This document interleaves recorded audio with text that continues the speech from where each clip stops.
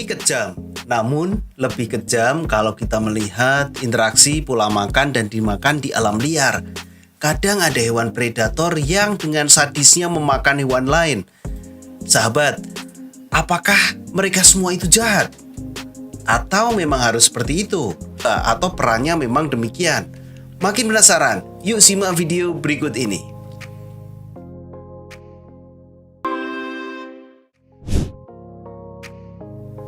Dalam video ini kita akan belajar tentang pola interaksi dalam ekosistem. Dan pola interaksi dalam ekosistem itu dapat kita amati di sekitar kita. Kita akan bahas yang pertama itu adalah interaksi antara komponen biotik yang banyak terjadi di lingkungan sekitar. Nah, untuk lebih memahami tentang hubungan interaksi antar makhluk hidup, kita coba cermati interaksi beberapa hewan yang ada di alam liar. Di alam ini, tidak ada satupun organisme yang dapat hidup sendirian. Setiap organisme selalu membutuhkan organisme lain. Adanya saling membutuhkan antara organisme satu dengan organisme lainnya menimbulkan sebuah interaksi. Nah, bentuk interaksi yang sangat erat antara dua jenis makhluk hidup sehingga membentuk hubungan yang khas itu dinamakan simbiosis. Pasti kalian masih ingat apa itu simbiosis. Nah, dalam kehidupan ada 3 bentuk simbiosis. Apa saja sahabat? Ada simbiosis mutualisme, simbiosis komensalisme, dan simbiosis parasitisme. Sahabat bisa searching lebih dalam tentang 3 simbiosis itu. Mr. Klik akan jelaskan secara singkat nih. Simbiosis mutualisme itu adalah simbiosis yang saling menguntungkan antara organisme yang saling berhubungan. Misalnya 2 organisme berarti satu untung. Tapi kalau misalnya simbiosis komensalisme itu yang hanya menguntungkan satu pihak, namun pihak lain biasa saja. Jadi satu untung, satu biasa saja. Nah, berbeda dengan simbiosis parasitisme. Di sini adalah hanya menguntungkan satu pihak saja. Satu pihak untung, satu pihak dirugikan. Itu adalah simbiosis parasitisme. Kita lanjut ya. Interaksi antara komponen biotik dan abiotik dalam ekosistem. Jadi kalau tadi ada hubungan antara biotik dan biotik, itu ada simbiosis. Nah, ini kita akan bahas antara biotik dan abiotik. Komponen abiotik berpengaruh dalam menentukan jenis makhluk hidup yang sesuai dengan lingkungannya. Sebaliknya, komponen biotik pun berpengaruh pada komponen abiotik. Ekosistem adalah suatu sistem ekologi yang terbentuk oleh hubungan timbal balik antara makhluk hidup dengan lingkungannya. Secara alami ekosistem dalam keadaan seimbang. Jadi keseimbangan ini akan terganggu bila ada gangguan dari luar seperti ada bencana atau campur tangan manusia. Dalam ekosistem sering terjadi perubahan jumlah populasi tumbuhan, ada jumlah yang herbivora akan berubah ataupun yang karnivora. Alam akan mengatur ekosistem sedemikian rupa perbandingan antara jumlah produsen dan konsumen. Jadi, keseimbangan alam itu akan terpelihara bila komposisi komponen-komponennya itu dalam keadaan seimbang.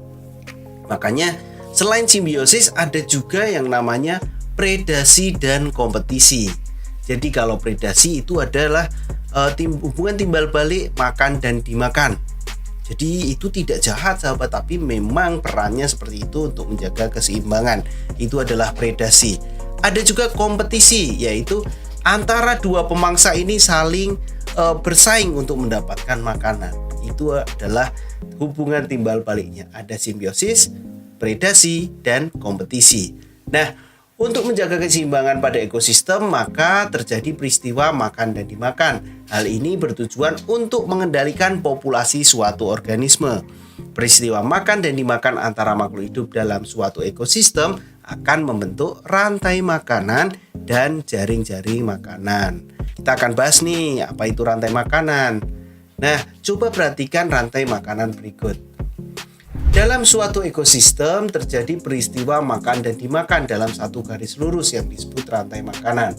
Rantai makanan ini terjadi jika suatu jenis produsen dimakan oleh satu jenis konsumen pertama, dan konsumen pertama akan dimakan oleh konsumen jenis kedua dan seterusnya, hingga nantinya ada pemakan terakhir yaitu konsumen puncak. Rantai makanan terjadi di berbagai ekosistem. Di antaranya rantai makanan tersebut terdapat pengurai Karena pada akhirnya semua makhluk hidup akan mati dan diuraikan oleh pengurai. Ketika rantai makanan ini bergabung satu dengan yang lainnya akan membentuk jaring-jaring makanan.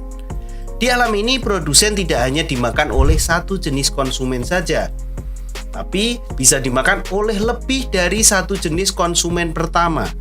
Satu jenis konsumen pertama bisa dimakan dari satu jenis konsumen kedua dan seterusnya. Sehingga terdapat banyak sekali rantai makanan. Dan ketika rantai makanan ini bergabung, dia akan membentuk jaring-jaring makanan. Nah, ada model lain selain jaring-jaring makanan, ada yang disebut dengan piramida makanan.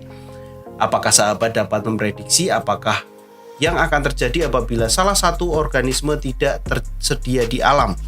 Apakah yang akan terjadi jika produsen dalam suatu ekosistem punah? Dalam ekosistem yang seimbang, jumlah produsen pasti lebih banyak daripada jumlah konsumen tingkat 1, jumlah konsumen tingkat 2, dan seterusnya. Jadi sehingga bentuknya adalah berbentuk piramida. Produsen ada di paling bawah. Hal ini disebabkan oleh hilangnya energi pada setiap tingkatan makanan.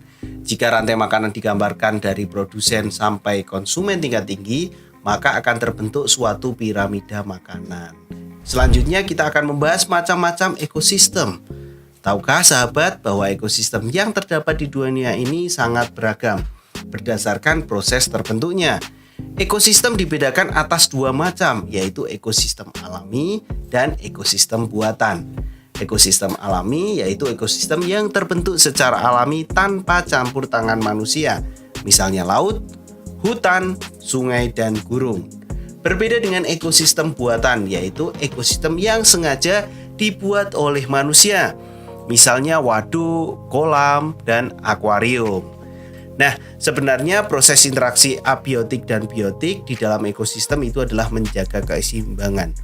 Jadi, ada yang namanya predasi, kompetisi, dan juga simbiosis. Jadi bukan jahat atau tidak ya. Jadi bukan sadis-sadisan atau tiga-tigaan gitu. Jadi itu adalah proses rantai makanan yang di dalamnya ada simbiosis, ada predasi, dan kompetisi. Berikut adalah ulasan tentang pola interaksi yang terjadi dalam ekosistem.